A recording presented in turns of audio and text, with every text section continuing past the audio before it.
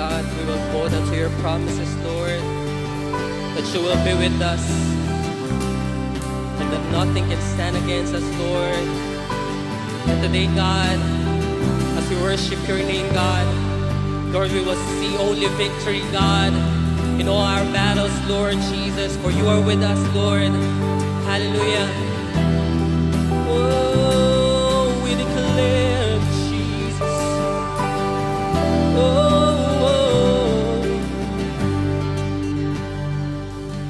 the weapon may be formed, but it won't prosper.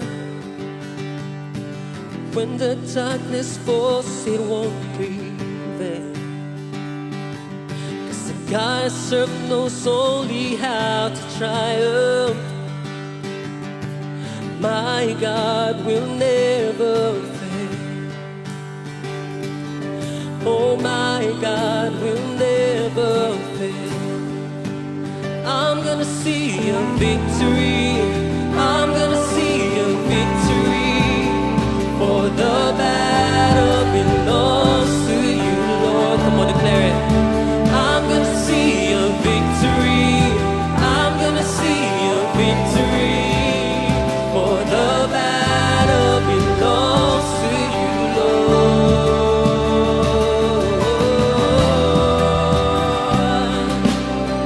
Jesus, battle belongs to you, God. Oh, it's power in the mighty name of Jesus. Yes, Lord. Every war he wages, he will win. Oh, God, I'm not backing down from any giant, 'cause I know how this story ends. Come on, declare it. Yes, I know how this story ends. I'm gonna see a victory. I'm gonna see a victory. For the battle belongs to you, Lord. I'm gonna see a victory. I'm gonna see a victory. For the battle belongs to you, Lord. I'm gonna see a victory. I'm gonna see a victory. For the battle belongs to you, Lord. Oh, God, I'm gonna see a victory. I'm gonna see a victory. For the battle belongs to you, Lord.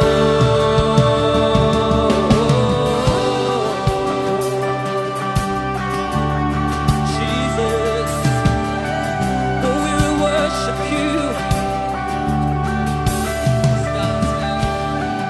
You take what the enemy meant for evil, and you turn it for good.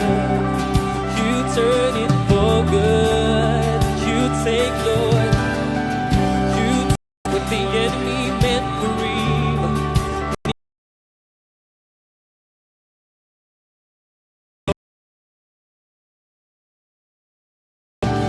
You take what the enemy meant for evil, and you turn it for good. You turn it for good. God, turn it around. You take what the enemy meant for evil, and you turn it for good. You turn it for good. You take what the enemy meant for evil, and you turn it for good. You turn it for good. You turn it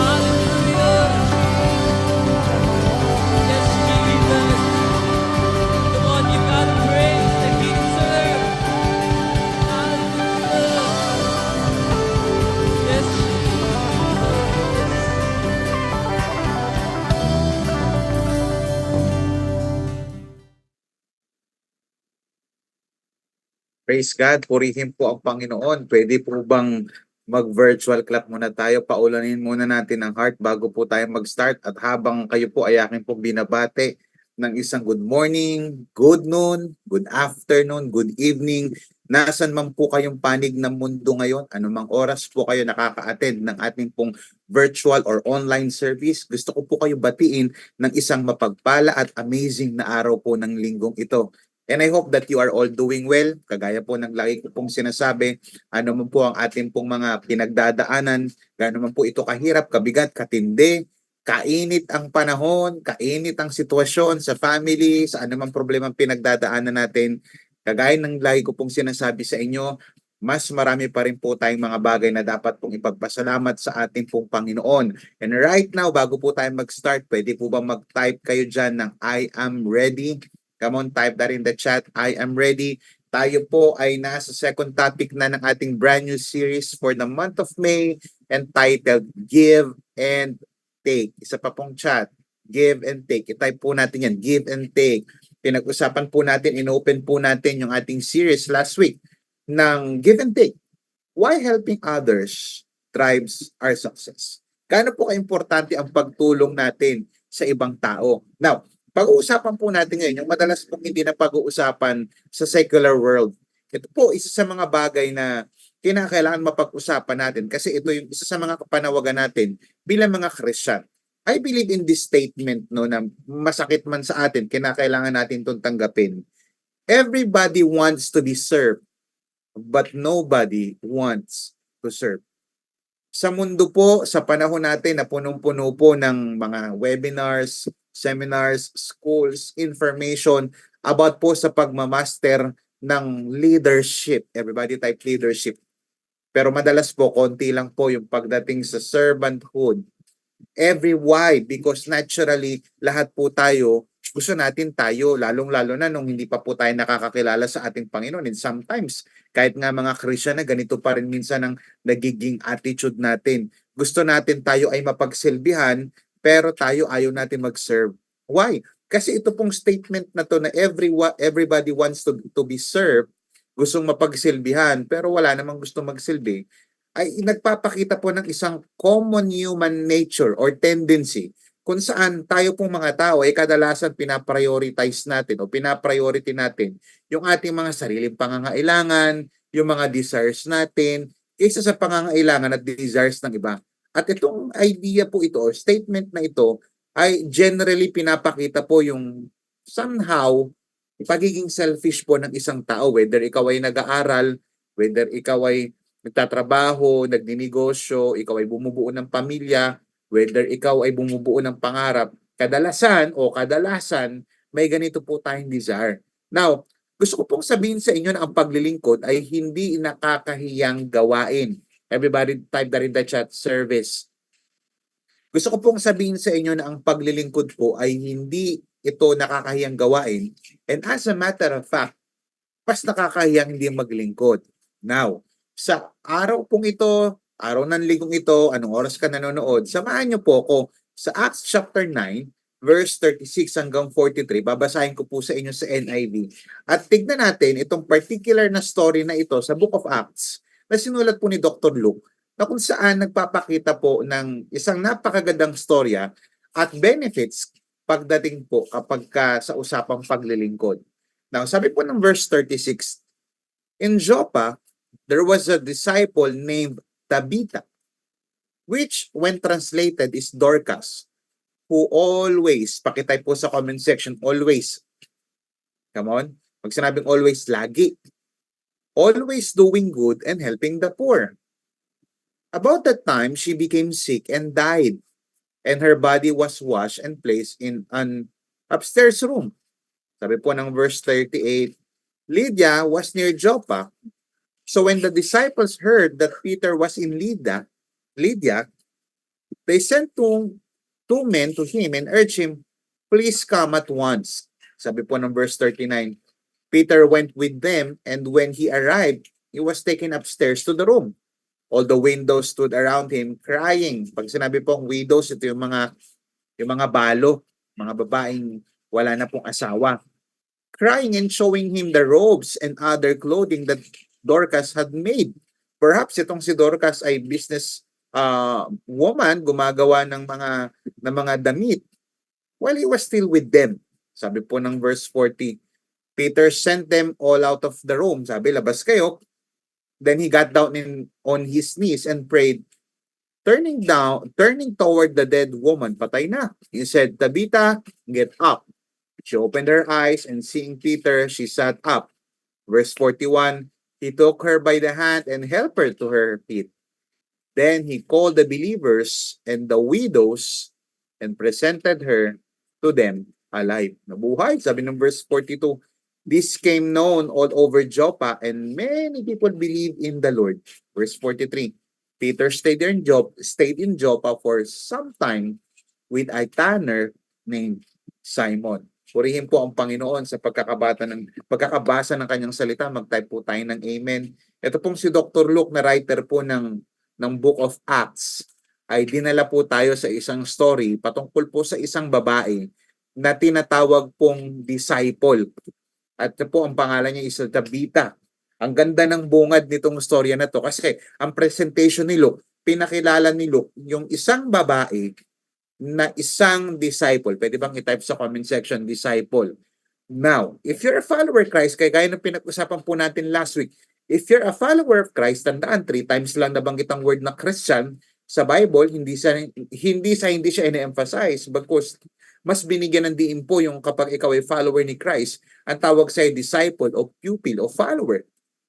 Now, gusto ko po alaman ninyo na ang buhay natin bilang mga disciple, kagaya po ni Tabitha na namatay na binuhay ni Peter, ay patungkol sa pagsunod at paglilingkod.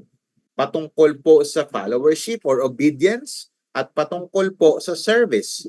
Yan po yung pag-uusapan natin sa gabi pong ito o sa umagang ito o sa tanghaling ito.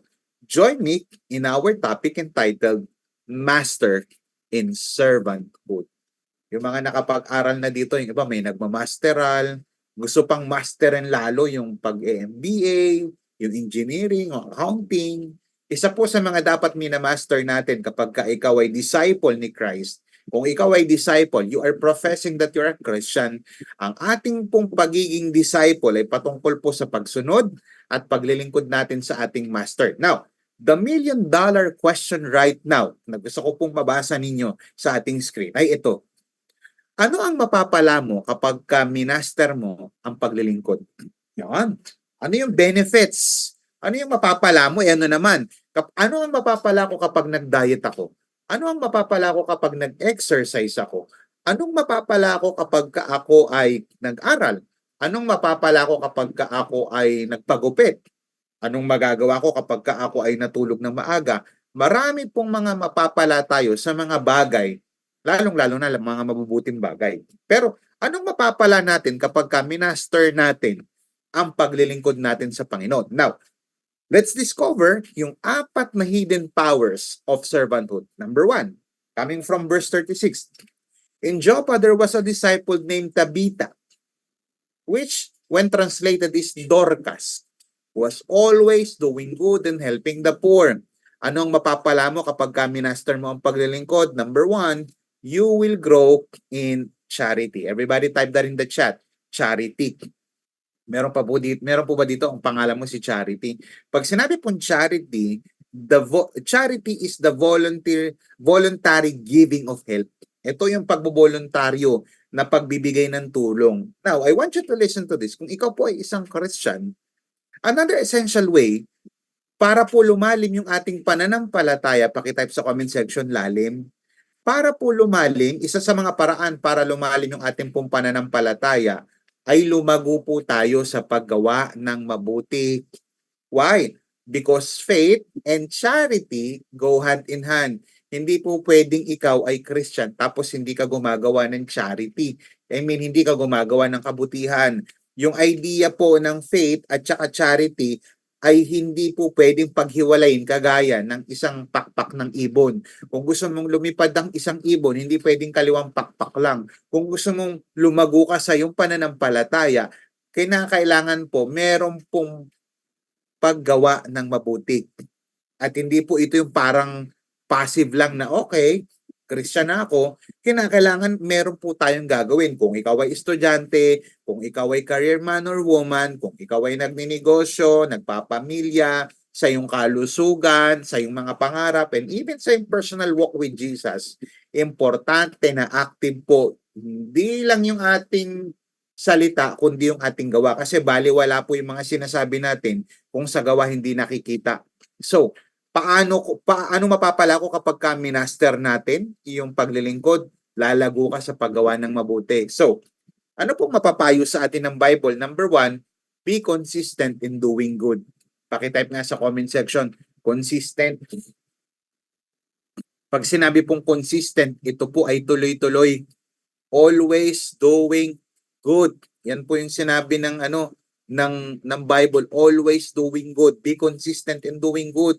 Listen, if you are a Christian, hindi ka po naligtas dahil sa paggawa mo ng mabuti. Ang tunay na Christian ay gumagawa ng mabuti dahil siya ay naligtas. Ayan ang isa sa mga marka na ikaw ay tunay na Christian. Sa totoo lang po, yung doing good ay okay naman talaga. Yung paggawa ng mabuti, pagsagot sa magulang ng maayos, pagmamano, pagtulong sa mahirap, paggawa ng mga charitable works, okay naman yun. Pero ang challenging yung always, mas matindi yun. Hindi lang basta itong si Tabita, hindi lang siya basta gumagawa ng mabuti. Siya ay laging gumagawa ng mabuti. Pag sinabi pang always mean, she always trying to find time. Pwede rin po natin tignan yung angulo na lagi siyang humahanap ng time at ng kaparaanan para gumawa ng mabuti.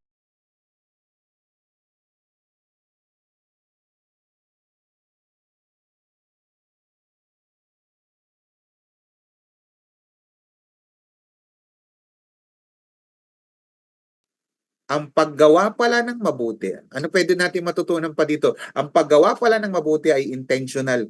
Sinasadya. I-type sa comment section, sinasadya. Tandaan po ninyo, kung ikaw ay estudyante, sinasadya na gumawa ng mabuti. Kung ikaw ay nagtatrabaho, nagninegosyo, sa family, sa relationship, sa iyong tahanan, sa iyong community, sinasadya po ang paggawa ng mabuti. Hindi pwedeng, ay nagawa ko yon, hindi po ganun yun. Ang isang Christian, if you're a disciple, it should come out from you.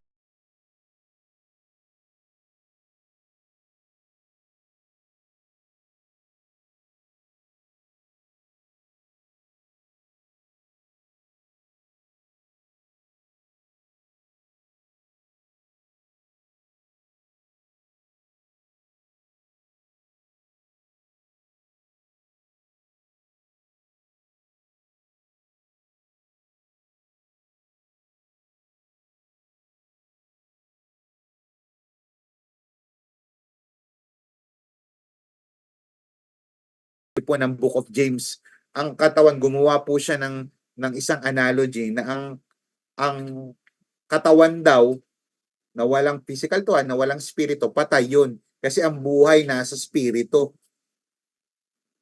As the body without the spirit is dead, so faith without deeds is dead. Sinasabi lang po ni Apostle James, sinasabi po ni James, kapatid po ni Jesus Christ, na pagka sinasabi mo may pananampalataya ka sa Diyos, dapat nakikita sa gawa.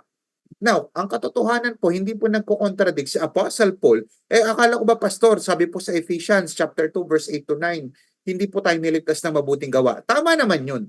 Hindi nag-aaway si James at saka si Apostle Paul.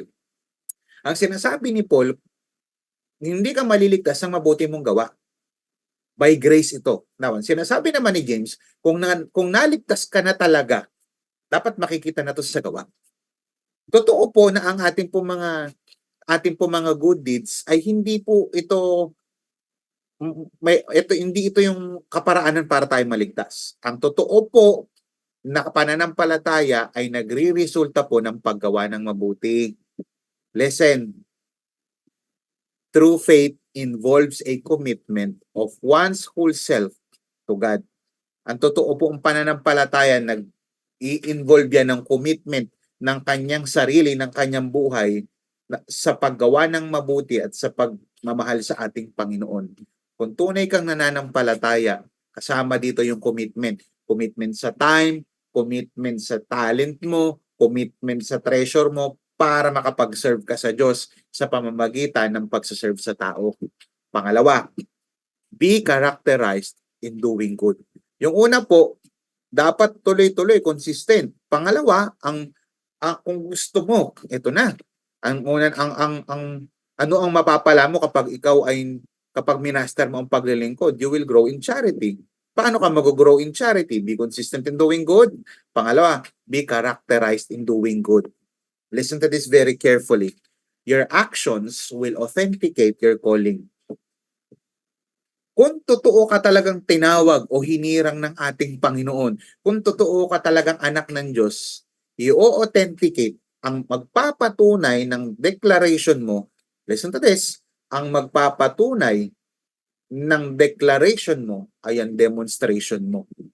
Ano ibig sabihin nun?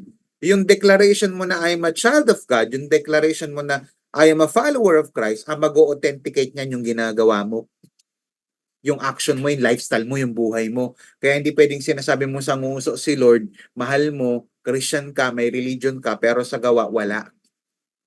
Ito pong si Tabitha, isa po siyang businesswoman, at mukhang ang kanyang business ay garments. Kaya nga di ba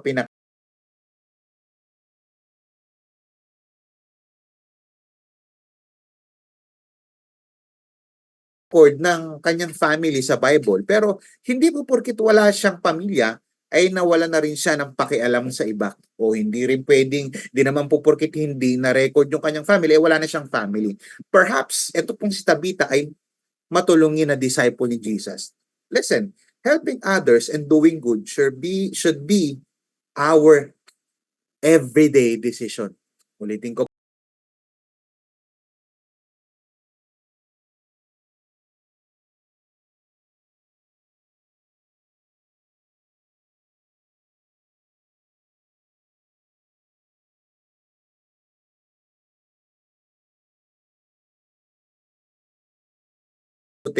part na routine.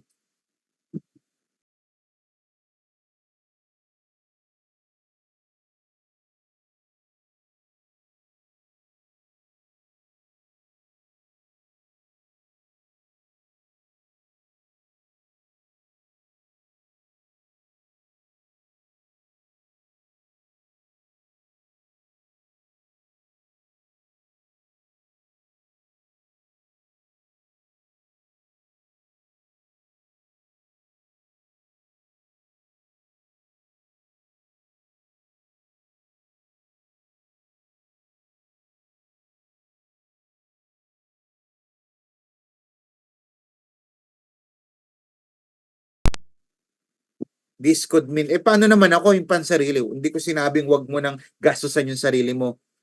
Pero yung iba, yung tunay na hindi madamot na Christian, nagbibigay sila ng tulong kahit na minsan it means sacrificing. Listen to this. This could mean sacrificing your time, your resources, or comfort to help someone in need. May mga tao po na selfless at ang ibig sabihin nito, isa-sacrifice mo talaga yung time, yung resources mo at even yung comfort mo in life. Yung matutulog ka na lang, tutulong ka pa sa iba. Ano pa, magbigay tayo ng compassion, yung having empathy sa ibang tao, service, magbigay po tayo.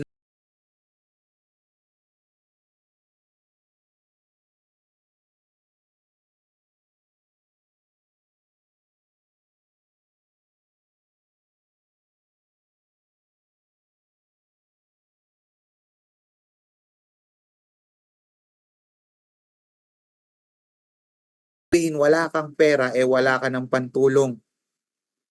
Sharing our blessings with others sa ibang tao, yung life of generosity na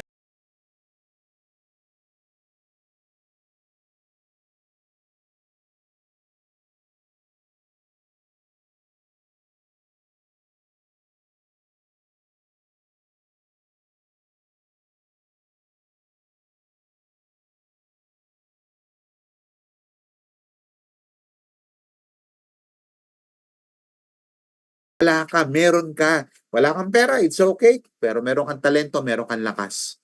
Kaya pansinin nyo, sabi ng Bible,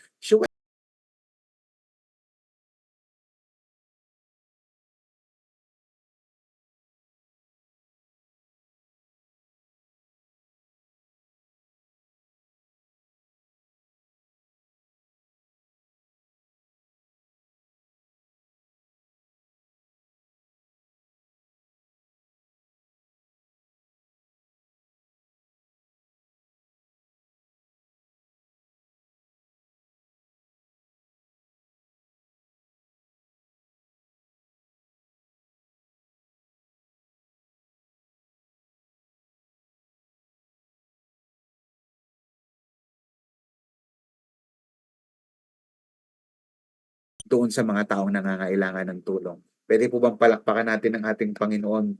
Pangalawa, ano yung benefits? Ano mapapala mo kapag minaster mo yung tinatawag nating pagtulong o yung paglilingkod? Basahin po natin ang sinasabi ng verse 37. About the time Dorcas. Sabi po ng verse 39, talang tayo sa verse 39. Peter went with him, and when he arrived, he was taken upstairs to the room. All the widows stood around him. Nakatayo yung mga balo, crying and showing him the robes. Sabi niya kay Apostle Peter, and the robes and other clothing that Dorcas has made while she was still with them. Ito po yung bigay sa amin ni Dorcas. Ano po yung una? Point number 1, you will grow in charity. Pangalawa po, you will leave a legacy. Anong mapapala mo kapag nagsiserve ka, minister, mag-iiwan ka ng isang legasiya?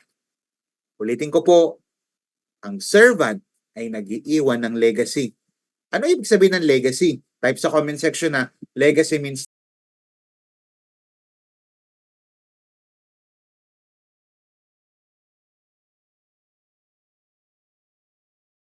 at nagmamarka. Alam niyo po, the reality of life is, kahit tapat kang servant, you can still experience them. Yan po yung isang realidad ng buhay.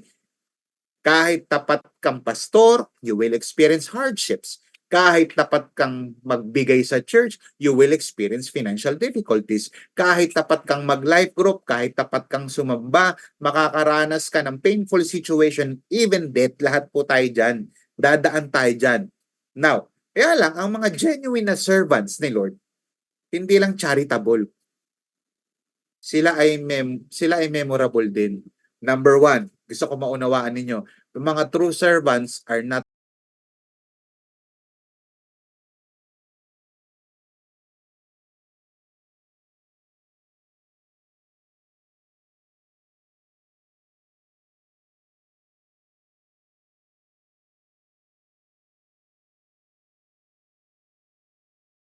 verse 39, may mga taong tinulungan to. Etong babaeng ito, meron siya mga tinulungan. All the widows stood around Peter, crying and showing him the robes.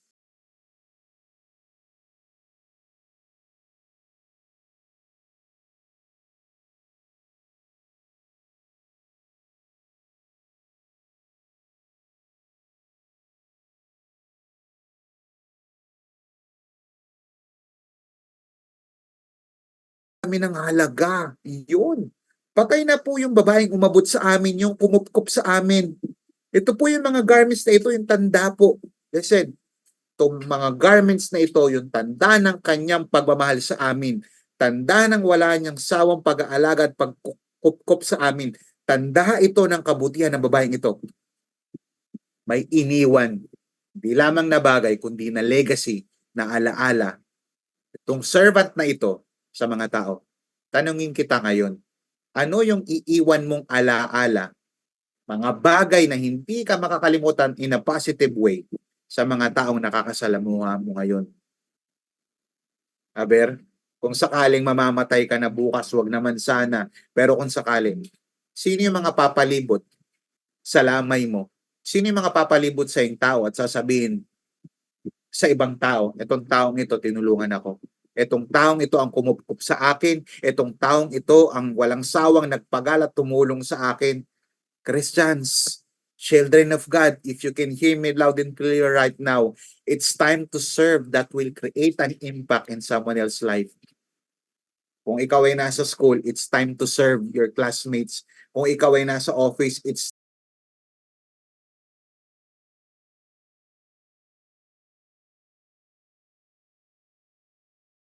para makita ng mga employee mo na ikaw, despite of your possession, meron kang humble heart to serve them. Sa iyong family, mag-serve ka na. Habang buhay pa yung nanay, tatay mo, express mo na yung pagmamahal mo sa kanila. Habang buhay pa yung asawa mo, express mo na yung pagmamahal mo sa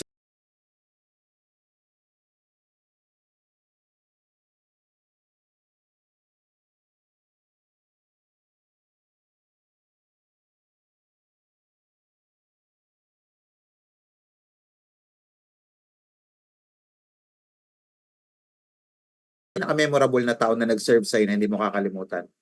Bakit natatandaan mo pa rin? Kasi nagkaroon ng impact yung ginawa nila sa buhay mo. Yun yung sinasabi ko na why magkaroon ng impact yung buhay mo sa ibang tao. Huwag ka lang basta-basta magbigay sa church. Dapat tumatatak yung pagbibigay mo. Huwag ka lang basta-basta mag-aral. Dapat tumatatak yung ginawa mo sa school. Huwag ka lang basta-basta magtrabaho, dapat tumatatak yung ginagawa mo sa company mo. Huwag ka lang basta-basta magnegosyo, dapat may impact yung business mo sa community and di lang dito and also for eternity. Huwag ka lang basta-basta bumuo ng pamilya, dapat tumatatak yung legacy mo bilang ama, bilang magulang. Huwag ka lang basta-basta mag-serve sa church. Huwag ka lang basta-basta pumunta sa church, mag-serve ka na at yung mag-serve ka na tumatatak, yung tipong kahit wala ka na pinag-uusapan ka pa rin in a positive sense. Huwag ka lang basta-basta tumulong. Dapat yung tulong mo tumatatak. Pwede po bang palakpakan natin ang ating Panginoon? Ano po yung una? True servants are not only charitable but they are also memorable. I pray na kung sakaling mamatay ka, wag naman ngayon o bukas, sana may maaalala at may iwan kang legacy sa mga taong nakasalamuha mo bilang isang Christian. Pangalawa, it's not about your duration but your donation. Pakitype sa comment section, donation. Clarify ko na agad. Iba sa atin ang thinking, pera, pera, pera. Hindi porkit donation, pera agad yan. Bakit? Pag nag-donate ka ba ng dugo, pera yon? It's blood. Always remember, it's not about your duration. Pag sinabing duration, ang mundo po, ang buhay natin sa mundo, hindi patagalan. Kasi kung patagalan lang, tas success na, hindi ko sinabing walang masama, hindi masamang mabuhay ng matagal. Pwede. Pero ang buhay po, hindi po patagalan. Dapat marami kang nagagawa para sa Lord na nakakapag-mission accomplish ka. Imagine mo si Jesus Christ, he was just 33 and a half years old when he died. It's not about the duration, but it's about your contribution that really matters. Serve and live with legacy.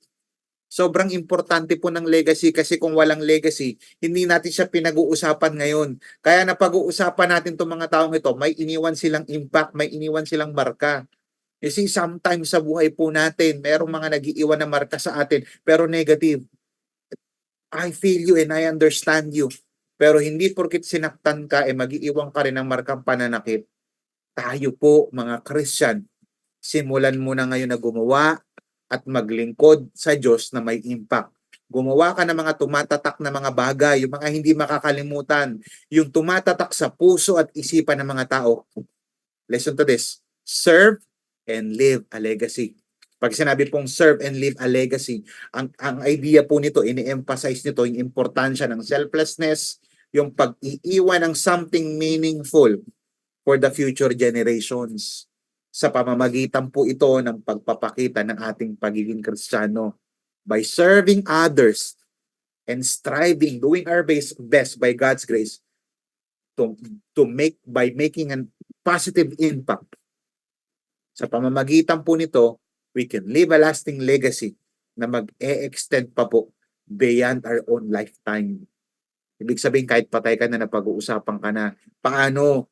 Muha ka ng kabutihan, find someone, mag-innovate ka ng sarili mo. Lahat po tayo, binibigyan tayo lagi ng ating Panginoon ng opportunity to contribute. Hindi lang pera ang dapat mong iambag. Mag-ambag ka rin ng time mo sa buhay ng ibang tao. Mag-ambag ka ng talento mo. Mag-ambag ka ng mga bagay na magbibigay ng kabuluhan sa buhay ng ibang tao. Sabi po ni Shannon Alder, carve your names on hearts, not tombstones. Huwag sa mga lapida. Umpisa mo nang ukitin ang pangalan mo sa buhay ng ibang tao. A legacy is etched into the minds of others and the story they share about you. Uulitin ko, kung mamamatay ka man bukas, anong story ang iiwan mo sa mga tao na nakapaligid sa'yo? Palakpakan po natin ang ating Panginoon. Praise God. Pangatlo po, sabi po ng verse 40, Peter sent them all off to the room.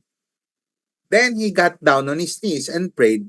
Turning toward the dead woman, he said, Tabitha, get up. She opened her eyes and seeing Peter, she sat up. Oy, He took her by the hand and helped her to her feet. Then he called the believers and the widows and presented her to them. Ano ang mapapala mo kapag minaster mo ang paglilingkod? Pangatlo po, you will find mercy. Uy, makakasumpong ka ng awa, ng mercy. Pakinggan niyo po itong mabuti. Ang marunong maglingkod ay hindi pinababayaan ng Diyos. Yan po yung point number 1. Dito po sa you will find mercy.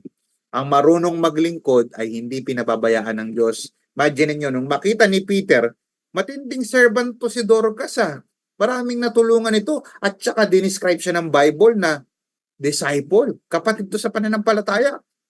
Nung mabalitaan at malaman ni Peter na matinding servant ito si Dorcas, gumawa siya ng paraan para tulungan siya. Listen, ang marunong maglingkod kay Lord, hindi pinababayaan ng Diyos.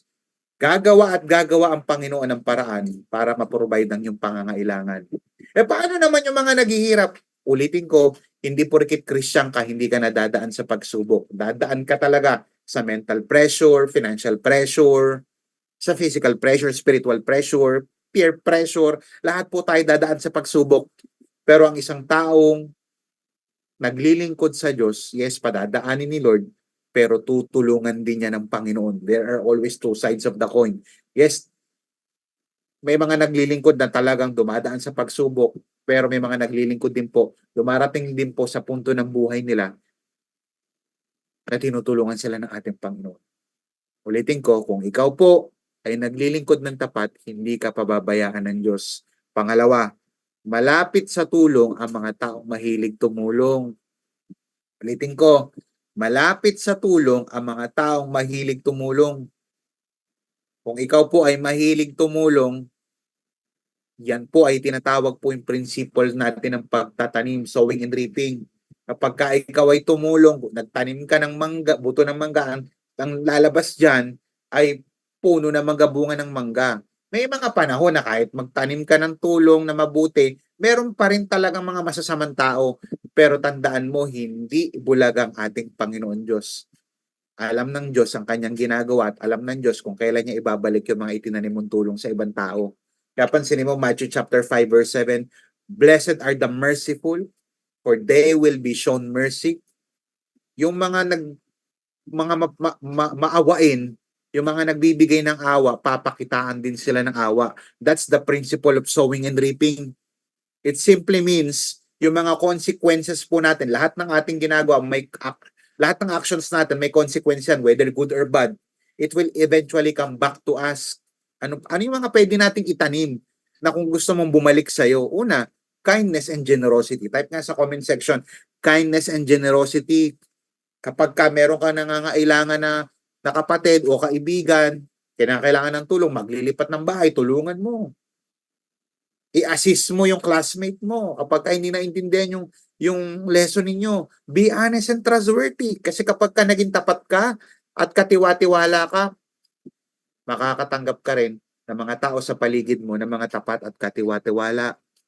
Maging respectful ka kapag natuto kang gumalang, gagalangin ka rin. Treating others with respect and empathy fosters positive relationships and mutual understanding. Malaki ang tsansa na kapag ikaw ay rumirespeto sa magulang mo, rerespetuhin ka rin ng mga anak mo. Hindi ko nila lahat. Pero whatever happens, the truth is, kinakailangan magtanim ka ng kabutihan. Mag-invest ka sa maayos na relationship. Ulitin ko po, malapit sa tulong ang mga taong mahilig tumulong. Kaya magugulat ka na lang, bakit ako tumutulong sa akin? Listen, marahil nakalimutan mo na yung mga taong tinulungan mo. Pero si Lord hindi nakakalimutan yung mga taong tinulungan mo.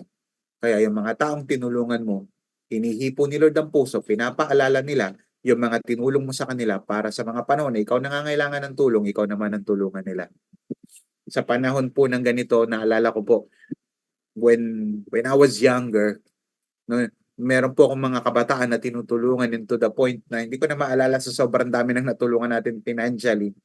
One time, may nagkwento na lang sa akin, pastor, naalala ko, kuya ka pa kita dati, ngayon pastor na kita. Ganito yung ginawa mo sa akin dati, walang naniniwala sa akin. Graduation ko, Wala nagbibigay sa akin ng pera para makapunta man lang ako sa graduation ko. Hindi naniniwala yung nanay tatay ko, pero ikaw may isang taong naniwala sa akin.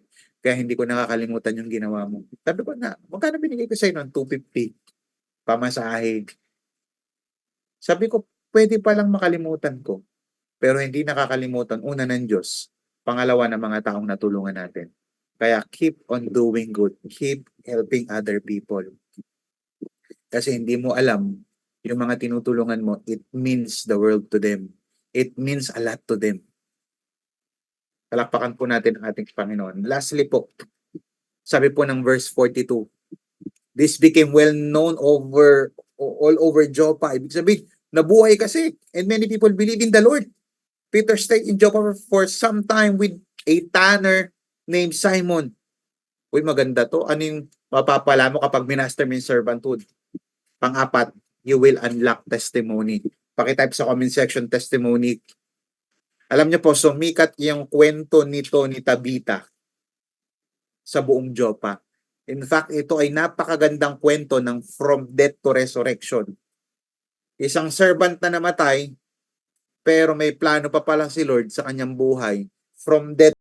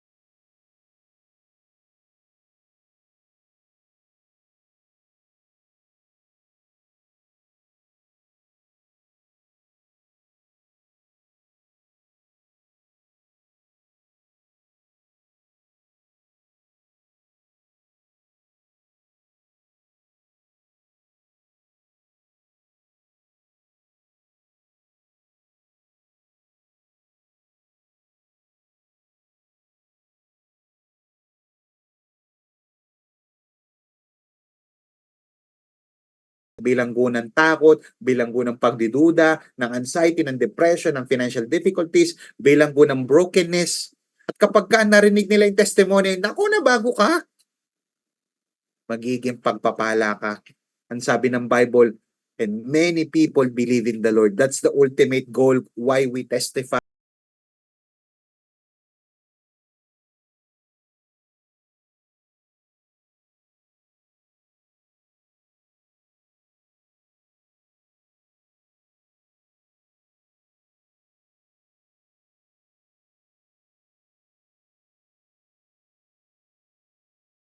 Yung patay na nabuhay pa. I don't know kung ano yung mga patay na situation na buhay. I don't know kung ano yung mga patay na situation sa buhay mo ngayon. Maybe patay na yung finances mo, patay na yung hope mo, patay na yung spiritual life mo, wala ka ng pag-asa sa buhay, feeling mo katapusan mo na. God can still resurrect kung ano man yung mga namatay na sa'yo. Patay na pangarap, patay na pag-asa, patay na pananampalataya, patay na paniniwala, kayang ayusin niya ng ating Panginoon. Pangalawa po, your testimony is contagious. Hindi lang siya blessing, contagious din po siya. Sabi po sa verse 43, Peter stayed in Joppa for some time with a tanner named Simon. Malamang isa si Simon sa mga tanners, sa mga tinamaan ng balita tungkol kay Tabitha. At hindi lang si Dorcas o si Tabitha ang naging matulungin. sa mga lingkod ng Diyos, sumali rin si Simon the Tanner. Kasi yung testimony mo sa paglilingkod kay Lord, hindi lang to pagpapala para maniwala yung ibang tao, kundi contagious para patuloy pang manampalataya yung mas marami pang tao. Kaya wag mong titigilan ang pagsisilbi sa Diyos. Wag mong titigilan ang pagsamba sa Diyos. Wag mong titigilan ang pagsuserve sa Lord. Wag mong titigilan ang pagtulong sa ibang tao. Continue to do good. Why? Because your testimony is contagious. In conclusion, what are the four powerful effects of mastering servanthood? You will grow in charity,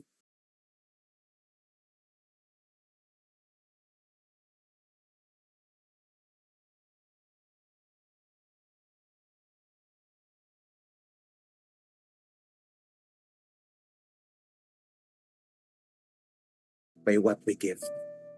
Kapatid, I just want to encourage you that whatever happens right now, I want to tell you this. Tayo po ay nabubuhay, tayo po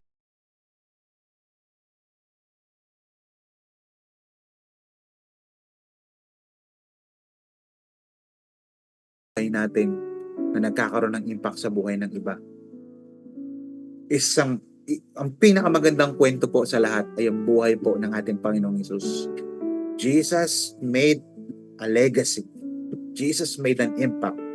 The reason why we're still here because of Jesus. Kaya po tayo nandito pa, kaya po tayo nabubuhay pa, it's because of Jesus. Kaya kapatid, kung meron man tayong susundan na master niya ang pag-serve, walang iba po kundi ang ating Panginoong Hesus.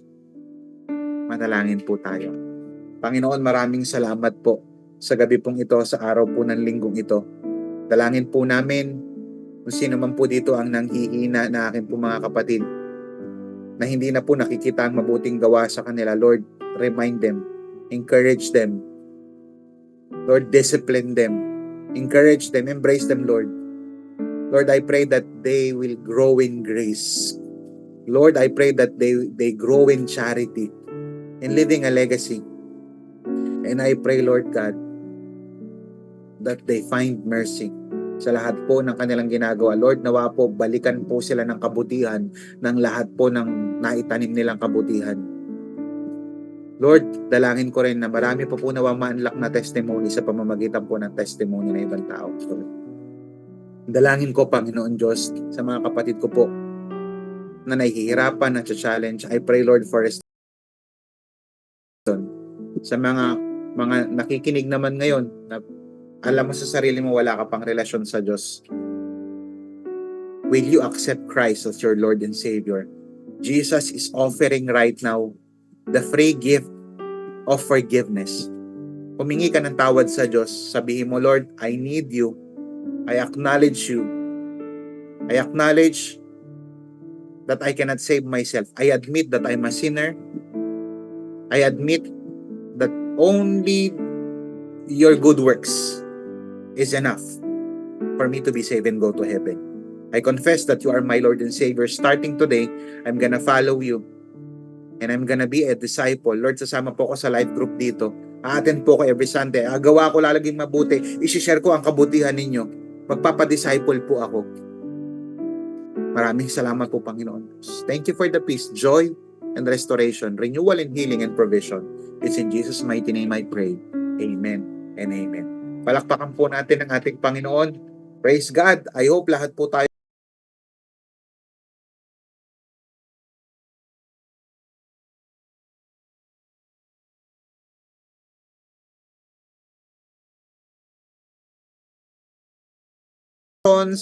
your tithes and offering, ilagay nyo lang po dyan. Alam ko po, you know the drill, you know the command, you know our duties and our privileges. One of our privileges is to give our best to God through